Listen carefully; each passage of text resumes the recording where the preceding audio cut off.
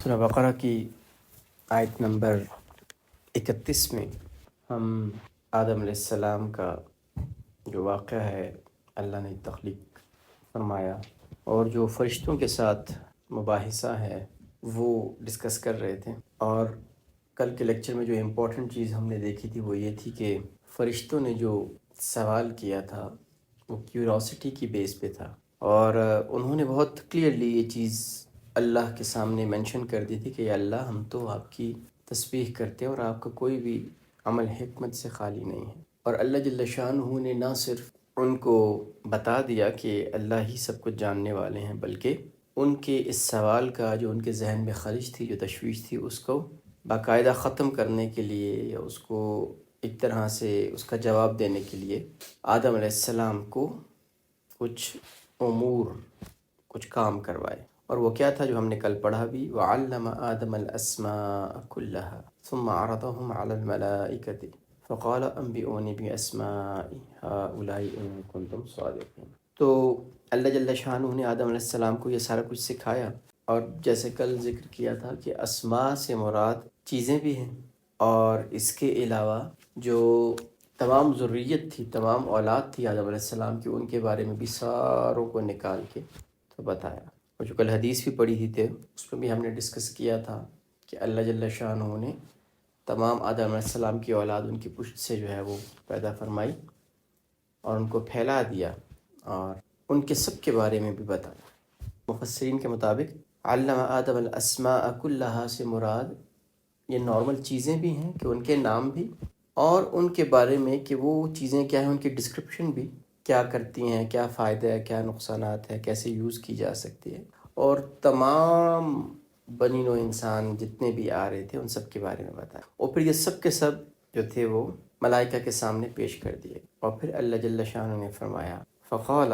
پھر انہوں نے کہا، انبئونی باسماء ہؤلاء ان کنتم صادقین۔ تو ایک اس سے یہ توجیہ بھی نکلتی ہے، ایک یہ بھی ڈائمنشن نکلتی ہے کہ اللہ نے پھر بتایا کہ اچھا یہ ساری بنی نوع آدم ہیں، یہ اکیلے نہیں ہیں خلیفہ، یہ سارے خلیفہ ہیں جو ان کے بعد ان کی نسل آتی رہے گی۔ خلف ویسے بھی بعد میں آنے والے کو کہتے ہیں۔ تو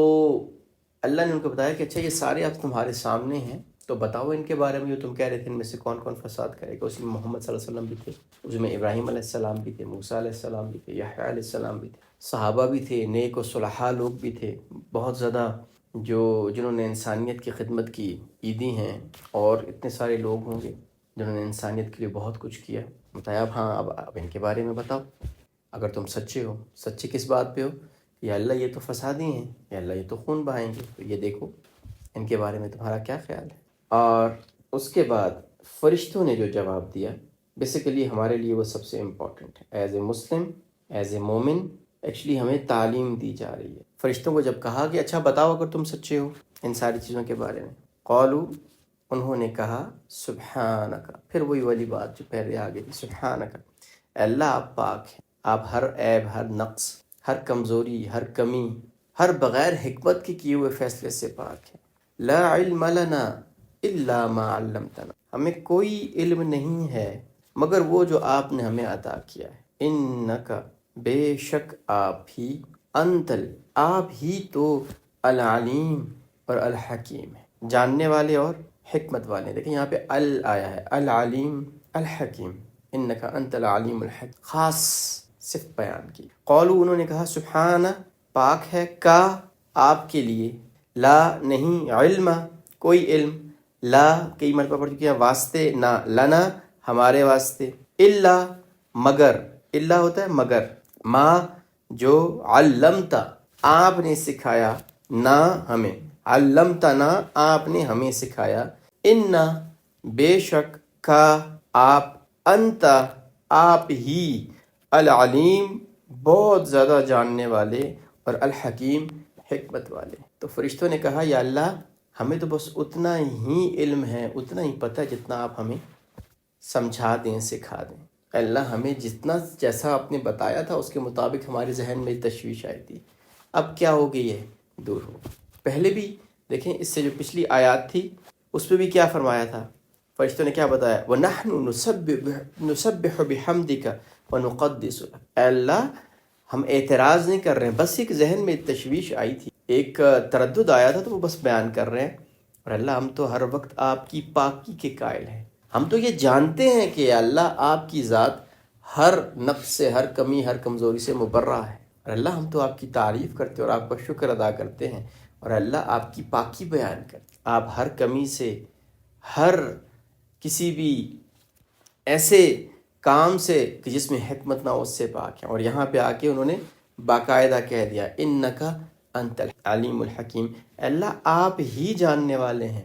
اور آپ کے ہر کام میں حکمت ہو۔ کئی مرتبہ ہمارے ذہن میں خلش آتی ہے، سوال اٹھتے ہیں، شیطان وساوس ڈالتا ہے، بہت کچھ ہوتا ہے، قرآن ہم پڑھ رہے ہیں، سمجھ نہیں آ رہی ہے، ایک چیز کی سمجھ نہیں آ رہی ہے اور ہمارا ذہن اس کو نہیں مان رہا ہے۔ مثلاً کوئی خاتون ہے، ویسے ہوتا نہیں ہے، ویسے بات کر رہا ہوں کہ کسی نے پڑھا الرجال قوامون علی النساء، کہ